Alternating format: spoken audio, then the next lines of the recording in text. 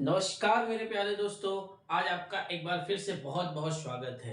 जैसा कि मैथ में मैंने माशा और लसा का लाभ हानि का जो चैप्टर चल रहा था उसको मैंने समाप्त कर दिया ना।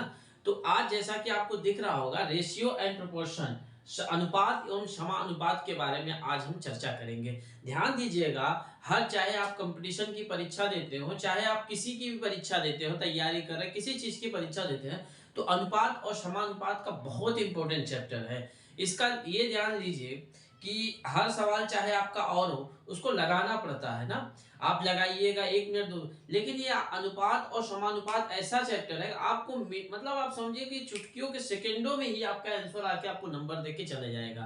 समझ में? और इसमें कुछ भी नहीं रहता, बस इसके कुछ ट्रिक है और कुछ इसके नियम है, उसको आप जान लीजिए। इसके बाद ये अनुपात समानुपात में ये जो रेशियो एंड प्रोपोर्शन है, ये कोई चैप्टर मतलब एक समझिए कि बहुत मुश्किल से आपको मतलब ये वीडियो देखने के बाद ही आपको समझ में आ जाएगा कि इस चैप्टर में क्या है। इसके बारे में कुछ समझ लीजिए, इसको क्या होता है, कैसा है। मैंने आज की क्लास में जो है इसके बारे में हम सब बताते हैं आपको कि ये कैसे है, अनुपात किसे कहते हैं, समानुपात और इसके जो भी सूत्र होते हैं उसको बता देंगे। फिर इसके बाद जो अगली नेक्स्ट क्लास चलाएंगे तो उसमें सवाल बताते हैं। तो ध्यान दीजिएगा, पहले इसमें आता है मेरे प्यारे दोस्तों क्या, अनुपात। क्या है भैया? अनुपात। अनुपात को इंग्लिश में बोलते हैं रेशियो। क्या बोलते हैं भैया? रेशियो। अब ध्यान दीजिएगा, अनुपात किसे कहते हैं? यदि दो राशियां एक ही किस्म की हो, अगर दो राशियां एक ही किस्म की हो, एक राशि दूसरी राशि में जितनी बार समाहित होती है, समाहित मतलब उसके ऊपर जाती है, उसी को क्या बोलते हैं? अनुपात बोलते हैं। समझ में आया? एक ही राशियां एक ही किस्म की हो और फिर एक राशि दूसरे राशि में जो समाहित होती है, उसी को क्या बोलते हैं? अनुपात बोलते हैं। इस बात का ध्यान रखिएगा कि अनुपात में दोनों राशियां एक ही किस्म की होनी चाहिए। जैसे ध्यान दीजिएगा, जैसे 20 रुपए और 30 रुपए का अनुपात निकाला जाता है। मान लीजिए जैसे 20 रुपया हो गया और 30 रुपए का अनुपात, कितना भैया? 20 रुपया और 30 रुपए का अनुपात निकाला जाता है ना। तो ये ध्यान दीजिएगा, अब इनको अनुपात में कैसे आप लिखिएगा? 20:3। अच्छा, इनको काट भी सकते हैं एक ही संख्या से, तो 0 0 कट जाएगा, तो 2:3 आ सकता है कि नहीं? जैसे आपको 20 रुपया और 30 रुपया है, अब इसको कहा जाए अनुपात लिखने के लिए, 20:30 लिख दिए। अगर इसको हम किसी एक संख्या से, कहा नहीं गया, इसका महत्तम निकालिए, जिस संख्या से महत्तम निकला उसी से दोनों कट जाएगा। इसका महत्तम निकालिएगा, 10 आए, 10 दूनी 20, 10 दूनी 20, 10 तिहाई 30। समझ में आया आपको? तो इसको हम 2:3 भी लिखा जा सकता है। समझ में आया आपको? अनुपात के चिन्ह को हम किससे कहते हैं? इससे। ये अनुपात का चिन्ह है। समझ में आया? ये क्या है?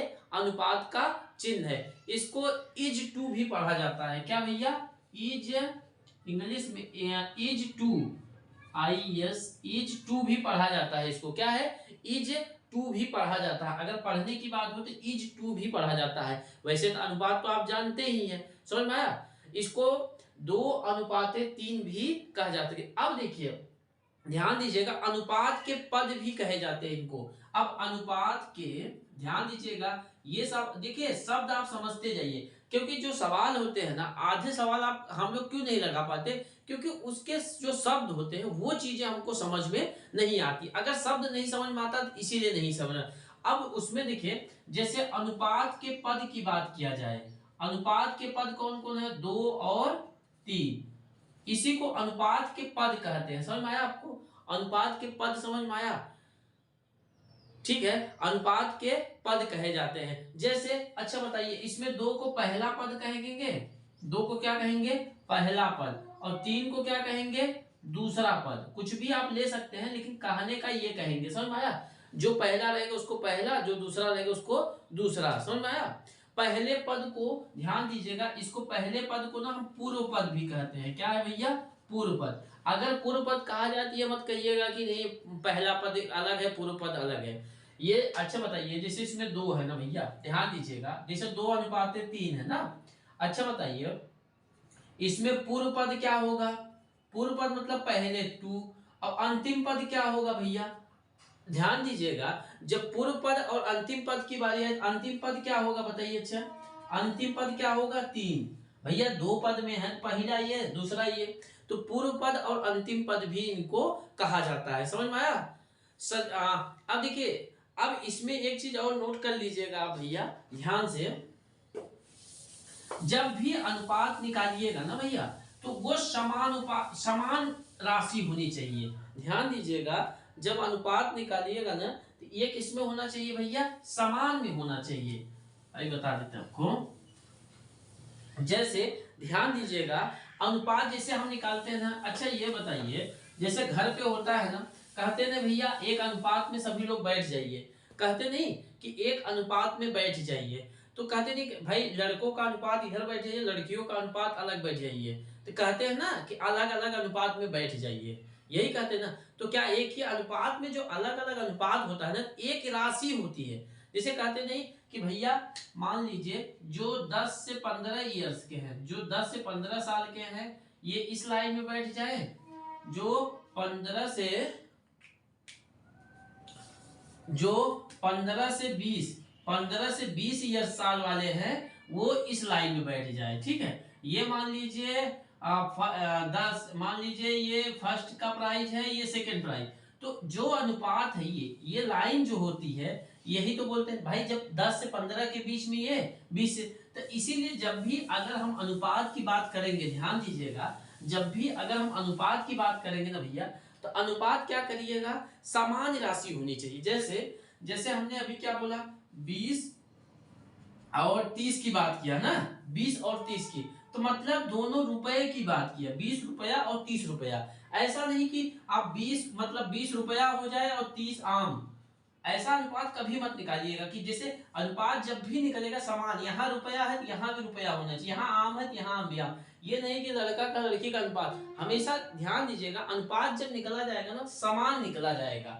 जैसे रुपए का अनुपात, जैसे अलग अलग कब निकलेगा, रुपए और आम का अनुपात, जब यहाँ पे जैसे क्या गया, रुपए और आम ना, लेकिन अगर समान निकाला जाएगा तो उसे क्या कहा जाएगा, समान होना चाहिए, रुपया रुपया के साथ, आम आम के साथ। समझ में आया आपको? ये चीजें कितने लोगों को समझ में आ गई भैया? बहुत अच्छी बात है, समझते रहिए, अच्छा है। जीवन में कुछ करना है तो हर चीज को समझना पड़ेगा, क्योंकि आए हो तो दुनिया में काम करना पड़ेगा भैया। देखिए जीवन है भैया, काम करना पड़ेगा हर चीज। देखिए कई लोग तो होते थे, जैसे हमारे साथ ही कई लोग होते, जैसे कहते अरे भैया मेरे को समय नहीं मिल पाता पढ़ाई के लिए, बहुत काम रहता है ऐसा।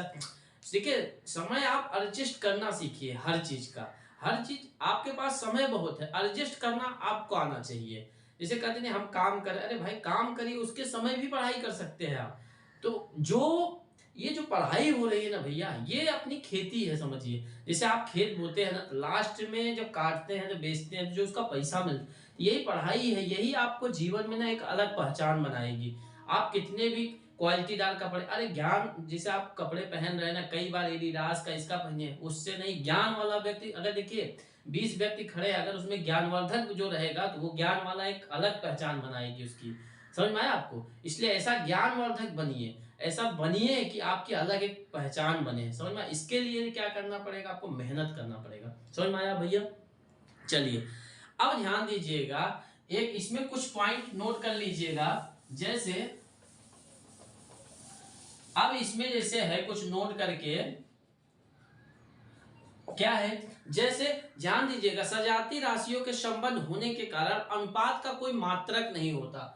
अनुपात का कोई मात्रक नहीं होता, अनुपात का कोई मात्रक नहीं होता, मात्रक नहीं, क्योंकि ये समान राशियां, सजाती मतलब समान राशियों के होने के कारण इनका कोई मात्रक नहीं होता। अब ध्यान दीजिएगा, सजाती राशियों में, जो समान राशियों में मस से भाग देकर लस के रूप में लिखा जा सकता है। अब ये समझिए क्या बोले हैं, समान राशियों में, समान राशियों में, समान राशियां सजाती राशियां कहिए चाहे समान राशियों में, समान राशियों में मस से भाग देकर उसे लस के रूप में लिखा जा सकता है। अब आप समझिएगा कि लिखा जा सकता है। अब देखिए समझिए कैसे है, जैसे ध्यान दीजिएगा, जैसे मान लीजिए 50:100 दे दिया जाए, ठीक है, 50:100 दे दिया जाए। अब ध्यान दीजिए, लसा लिखने का मतलब क्या है, छोटी से छोटी संख्या। लसा का मतलब क्या होता है, छोटी से छोटी संख्या। अगर आपको कोई अनुपात दिया है तो उसको छोटी से छोटी संख्या निकालने के लिए क्या करिएगा, उसका मासा निकालिए, मासा निकाल के उसमें भाग दे दीजिए, तो उसको हम छोटी से छोटी संख्या। अब अच्छा बताइए, इसको हम 10 गुणे 50, 10 दहामा 100 लिख सकते हैं कि नहीं? तो एक ये क्या है, ये क्या निकल रहा है भैया, मासा। अब इसी में भाग दे दीजिए, तो 10 से दीजिएगा 5 आ जाएगा, यहाँ क्या बचेगा, 10 बचेगा। ठीक है, तो ये क्या हुआ, इसको हम भाग देके हम लसा निकाल सकते हैं। और कोई एक मासा इसका और कुछ आएगा, 2 दूनी 4, 4 2 पंचे 10 पचे 50 हो जाएगा, 2 दूनी 4 पंचे 20 पंचे 100। इसमें ध्यान दीजिएगा, एक 5 आ गया, एक 5 आ गया, ठीक है, एक 2 आ गया ना, दोनों में जो मिल रहा है। तो इसका मासा कितना हो जाएगा भैया, 50 हो जाएगा। अगर हम 50 से इसमें भाग दीजिएगा, 50 से करना 50, 50 दूना 100, तो 1:2 आया, समझ में आया? अगर अनुपात को आपको छोटे से छोटे में लिखना है तो आप उसका क्या निकालिए, मासा निकाल के आप उसमें से भाग दे दीजिए, तो उसको हम लसा के रूप में लिख सकते हैं। लसा मतलब छोटे से छोटा, समझ में आया? ये चीजें समझ में आएगी भैया।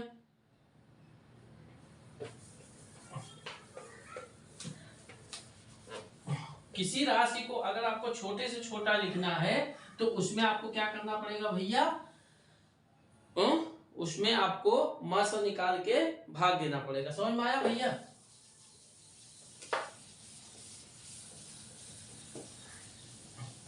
ये थोड़ी सी मौसम ठंडा हो गया ना, इसलिए जल्दी सूखता नहीं है ये, ठीक है। अब ध्यान दीजिएगा, अब इसमें मान लीजिए किसी प्लाट की लंबाई 60 मीटर और 40 मीटर है, तो आप इसको छोटे से छोटा कैसे करिएगा, 60 और 40 का आप मासा निकाल के उसमें भाग दे दीजिए, तो उसी को क्या कहा जाता है, मासा। समझ में आया आपको? अब किसी अनुपात में प्रत्येक संख्या को एक ही संख्या से गुणा करने पे उसके मान में कोई भी अंतर नहीं होता है या कोई भी परिवर्तन नहीं होता है। समझ में आया आपको? जैसे मान लीजिए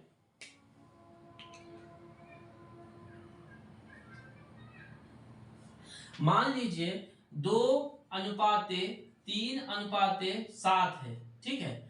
अब इस जो अनुपात है ना भैया, इसमें कोई भी एक संख्या से तीनों में गुणा कर दीजिएगा तो उसके मान में कोई परिवर्तन नहीं आएगा। समझ में आया? उसके मान में कोई भी अंतर नहीं आएगा। मान लीजिए प्रत्येक में आप 7 का गुणा कर दीजिए, किसका, मान लीजिए 7 का गुणा हम कर दिए। अब 7 का करिएगा, 7 दूनी 14, 7 तिरिक 21, 7 सते 49। तो ये जो अंतर रहता था ना, अंतर में परिवर्तन नहीं आएगा। समझ में आया आपको? अभी आप जैसे इसको करके फिर से अनुपात निकालिएगा, इतना ही आ जाएगा। समझ में आया आपको?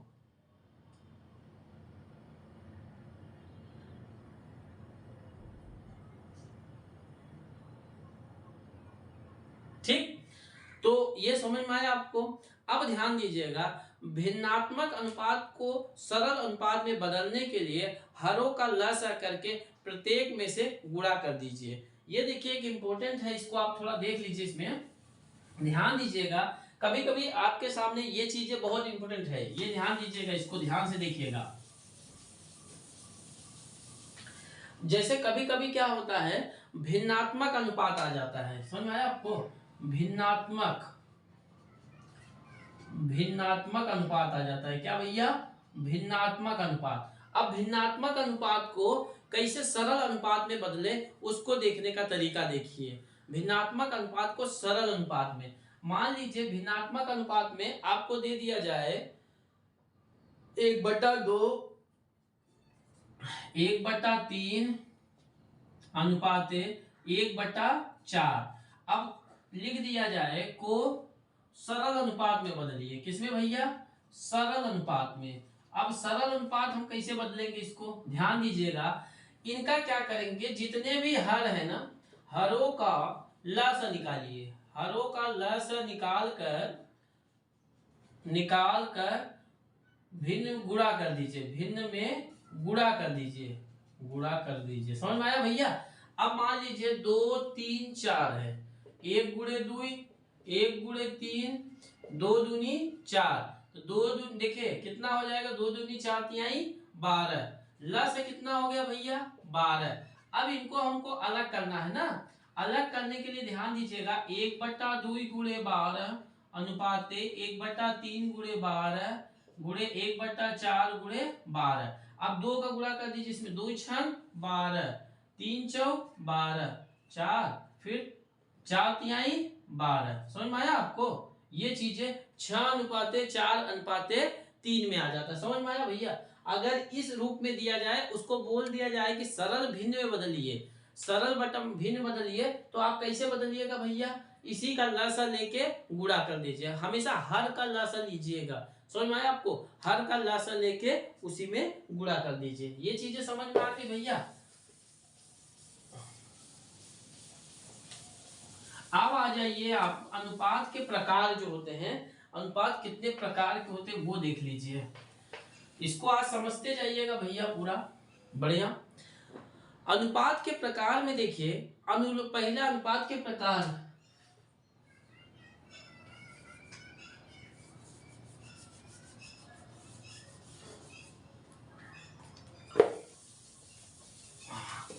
अनुपात के प्रकार में क्या होता है, जैसे विलोम अनुपात होता है, अनुलोम होता है, प्रतिलोम होता है, रेशियो, इनवर्स, ये सब पढ़े हैं ना। अनुपात के प्रकार देख लीजिए क्या होता है। अनुपात के प्रकार, उसमें पहला आता है अनुलोम अनुलोम अनुपात। क्या है भैया? अनुलोम अनुलोम अनुपात। अब ध्यान दीजिएगा, अनुलोम अनुपात क्या? दो राशियां इस प्रकार संबंधित हो कि एक के बढ़ने पे दूसरा भी बढ़ जाए, उसे क्या बोलते हैं? अनुलोम अनुपात। दो राशियां इस प्रकार संबंधित हो, जैसे एक को बढ़ाइए दूसरा ऑटोमेटिक बढ़ जाए, उसे क्या बोला जाता है? अनुलोम अनुपात। जैसे ध्यान दीजिएगा, एक एक सूत्र आप लोग जानते हैं, दूरी बराबर चाल गुणे समय। समझ में आया? दूरी बराबर 4 गुणे समय। अच्छा बताइए, अगर हम इसमें ना 2 का गुणा करेंगे तो ये ऑटोमेटिक बढ़ जाएगा कि नहीं? अगर 3 यहां रखेंगे तो ये ऑटोमेटिक बढ़ जाएगा। 4 रखेंगे, ये कह रहे हैं कि जिसमें ऑटोमेटिक बढ़ता जाए एक अनुपात में, उसी को क्या बोलते हैं? अनुलोम अनुपात।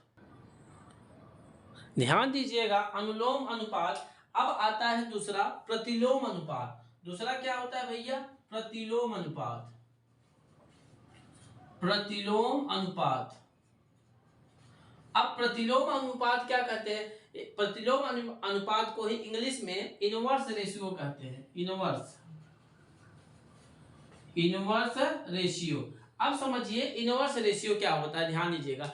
अगर कोई अनुपात है, उसी को पलट देने पर जो अनुपात प्राप्त होता है उसी को प्रतिलोम अनुपात कहते हैं। जैसे ध्यान दीजिएगा, जैसे 2:3 है ना, इसी को हमको अगर प्रतिलोम अनुपात करना, प्रतिलोम मतलब उल्टा समझते थे आप भैया, आपको बताया गया था। इसको हम 1/2:1/3 लिख दिए, इसी को क्या बोलते हैं? प्रतिलोम अनुपात। अगर कभी प्रतिलोम अनुपात आए तो समझिए उसी को उल्टा कर दीजिए। समझ में आया आपको? प्रतिलोम अनुपात की बात आए, जो दिया रहे उसी को बट्टा में कर दीजिए। प्रतिलोम को ही विलोम अनुपात, ध्यान दीजिएगा, प्रतिलोम को ही शब्द आएगा ये विलोम अनुपात। प्रतिलोम को विलोम अनुपात, इसको विलोम अनुपात भी बोलते हैं, या व्युत्क्रम अनुपात। व्युत्क्रम अनुपात। समझ में आया? इसको व्युत्क्रम या व्युत्क्रम अनुपात, या कभी कभी देखिए इंग्लिश में इनवर्स तो हो गया, इसको कभी कभी रेसिप्रोकल बोलते हैं। समझ में आया? क्या बोलते हैं भैया? Reciprocal ratio. RE है शायद,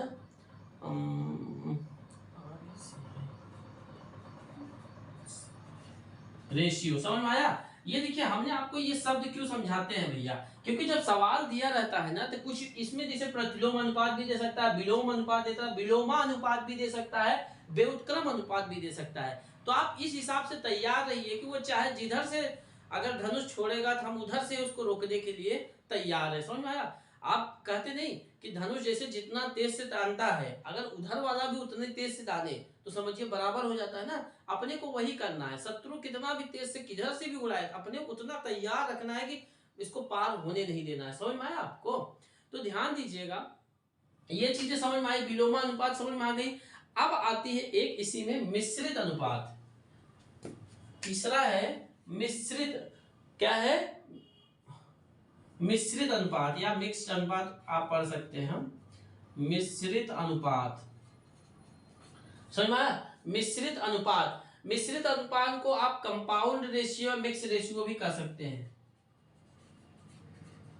कंपाउंड रेशियो या मिक्स रेशियो भी आप कह सकते हैं। अब ध्यान दीजिए, दो या दो से अधिक अनुपातों को, दो या दो से अधिक अनुपात होना चाहिए। मिश्रित अनुपात में दो या दो से अधिक अनुपातों के प्रथम पदों के गुणनफल तथा द्वितीय पदों के गुणनफल से जो अनुपात प्राप्त होता है उन्हें ही मिश्रित अनुपात कहते हैं। देखिए ध्यान दीजिए, फिर से देखिए, दो या दो से अधिक, दो या दो से अधिक अनुपातों के प्रथम पद और अंतिम द्वितीय पदों के गुणनफल से जो अनुपात प्राप्त होता है उसे ये कहते हैं। अभी देखिए आप समझ जाइएगा, इसमें ध्यान दीजिएगा। जैसे कोई अनुपात दिया है 3:1 कामा दे दिया जाए, ठीक है। मान लीजिए 1:2, फिर 3:4 दे दिया जाए। अब इसे बोला जाएगा मिश्रित अनुपात। कैसे बनाइएगा?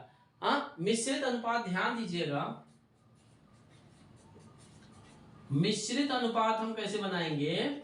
मिश्रित अनुपात ध्यान दीजिएगा, इसमें हम करेंगे 3, इसको लेंगे, फिर इसका पहला पद, सबका पहला पद, समझ में आया? इसका पहला, फिर अनुपात, फिर इसका दूसरा, इसका दूसरा, इसका दूसरा, 1 गुणे 2 गुणे 4।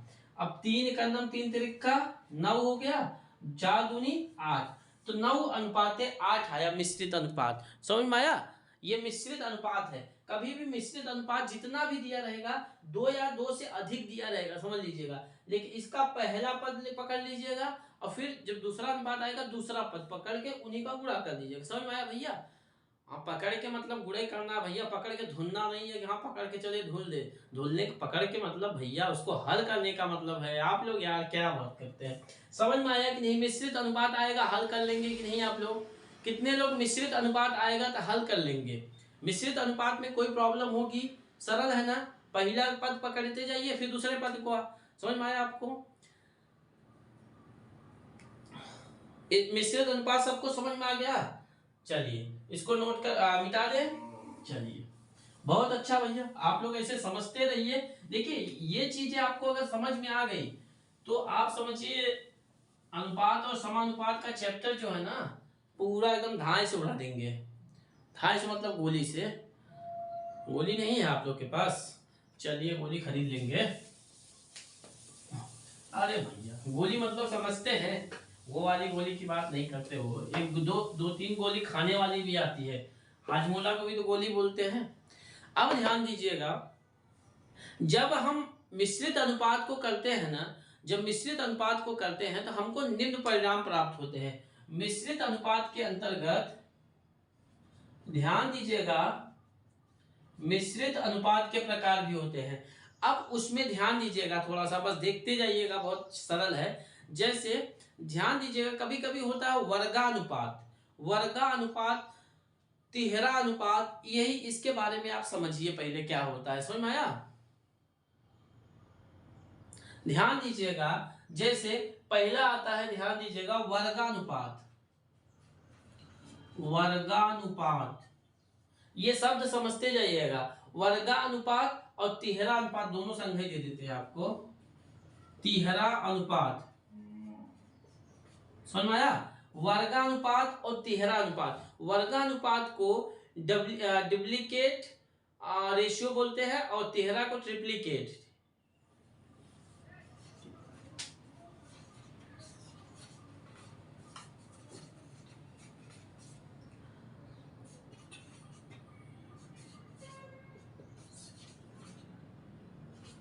अब आप बोलिएगा सर ये दोनों साथ में क्यों लिखे? ध्यान दीजिएगा, अभी समझ में आ जाएगा।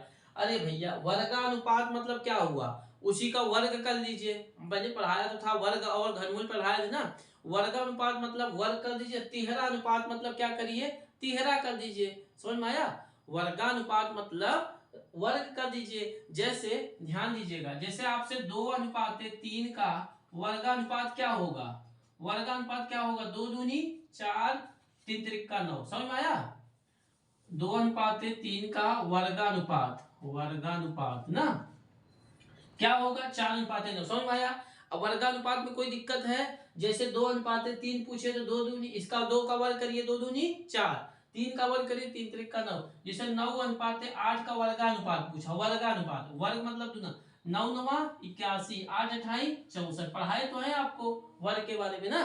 तो वर्ग मतलब उसी संख्या का 2 बार गुणा कर दीजिए, समझ में आया। अब उसी में तिहरा अनुपात पूछे, जैसे सपोज करिए 2 अनुपात का 3 अनुपात का तिहरा अनुपात।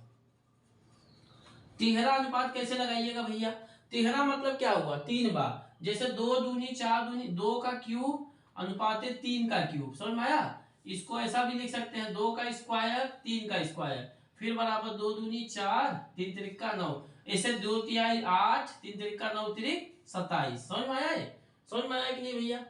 ये वर्गानुपात मतलब 2 वर्गा कर दीजिए और तिहरा मतलब 3 गुना कर दीजिए, समझ में आया। यही है बस, इसमें कोई भी संख्या है, जैसे यहाँ पे 4 दिया जाए, 4 का तिहरा अनुपात 4 चौक 16 चौक का 64 आ जाएगा। 5 का दिया जाए, 5 पचे 25 पंजे 125। समझ में आया ये वर्गानुपात तिहरा अनुपात, समझ में आ गया।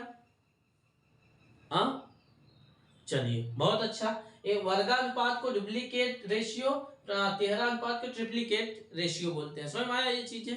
ठीक है, अब इसी में एक आता है, ध्यान दीजिएगा, इसी में बता दें। चलिए, एक होता है आधानुपात, इसको मिटा देते हैं तब बताते हैं, नहीं तो कंफ्यूजन हो जाएगा। ये चीजें बस समझते जाइए। ये क्योंकि देखिए जब सवाल में देगा ना भैया, ये भाषा ऐसे दिया रहेगा तो आपको तुरंत इसमें समझ जाना है कि कहाँ हमको जाना है।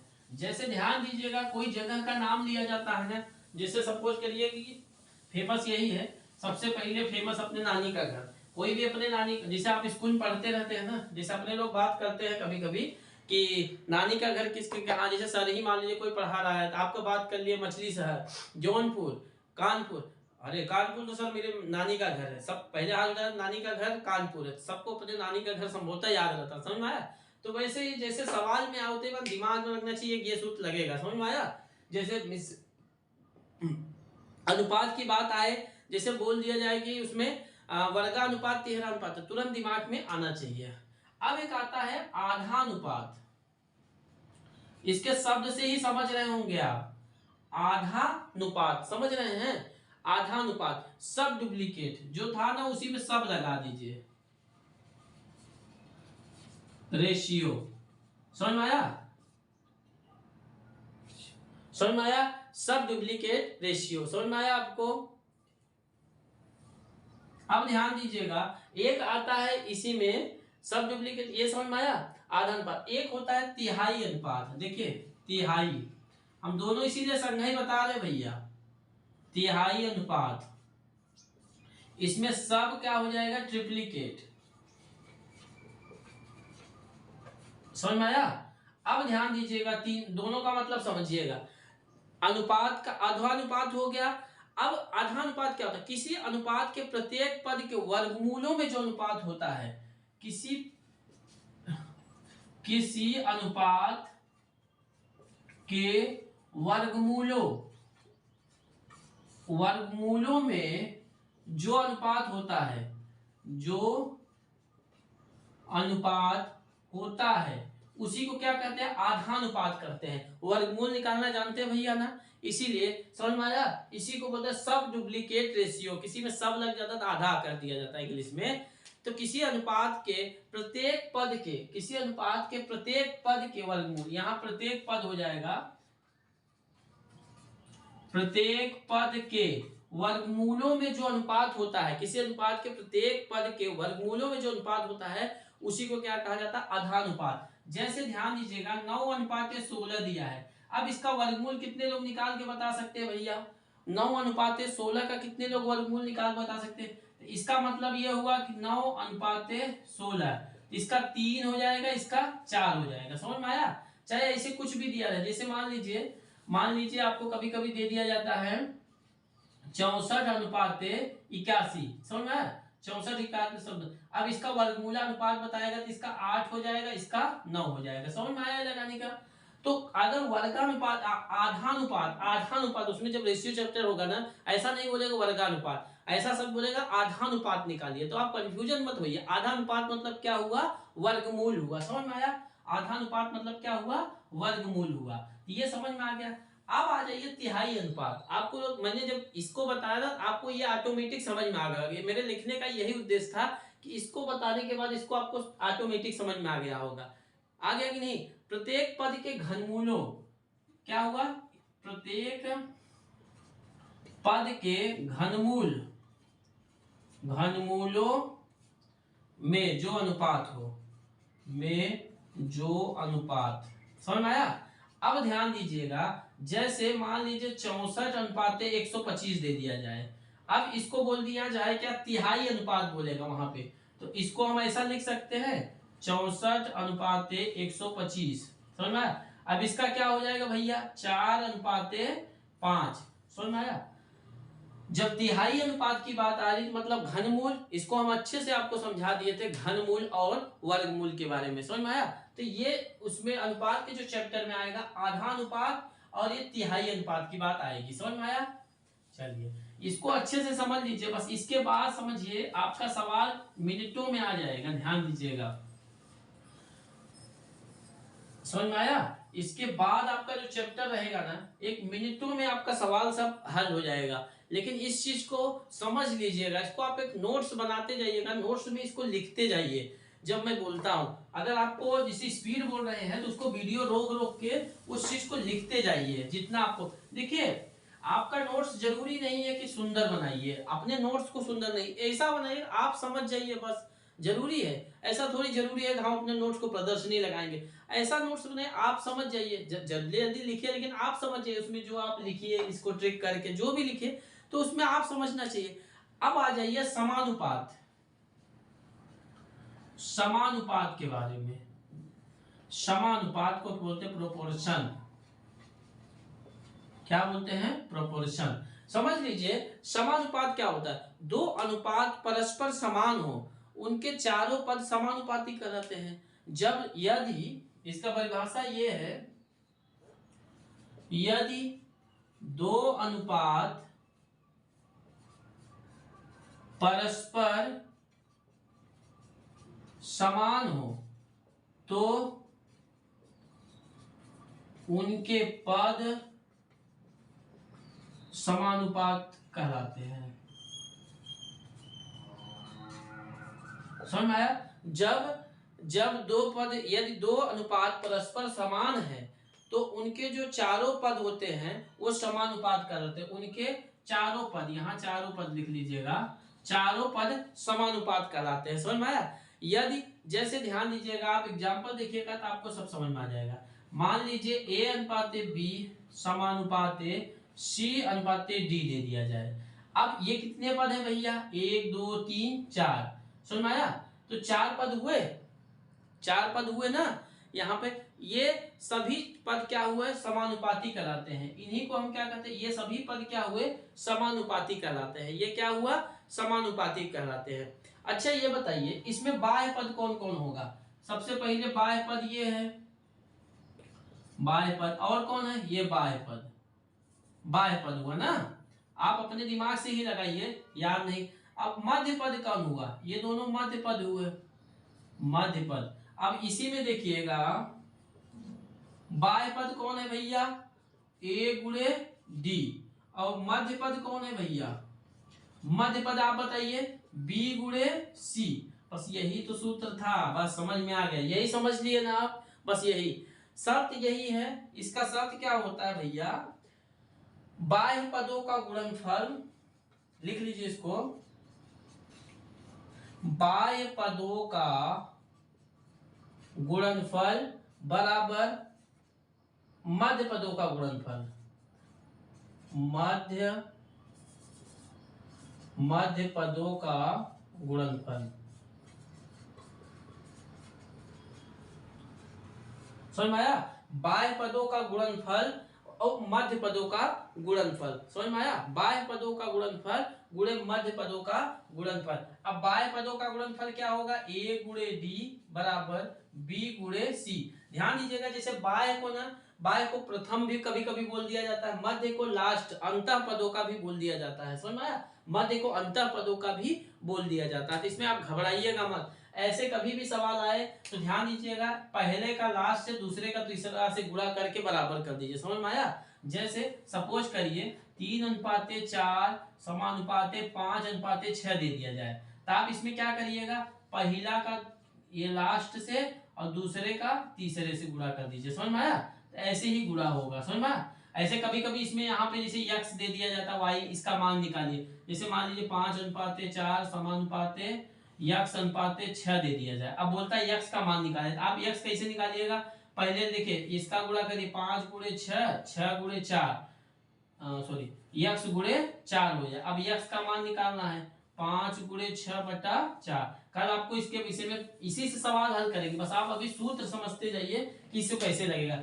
अगर दो अनुपात परस्पर समान हो, दो अनुपात परस्पर समान हो, तो उनके चारों पदों का जो गुण, जो उनके चारों पद होते हैं वो क्या कहलाते हैं, समानुपात कर। इसमें शर्त यही रहेगा समानुपात में कि बाह्य पदों का गुणनफल बराबर मध्य पदों का गुणनफल। इसी में ध्यान दीजिएगा, आपका क्या आता है, विततता अनुपात। विततता अनुपात आता है। विततता अनुपात कैसे होता है, इसमें तीन राशियां इस प्रकार होती है।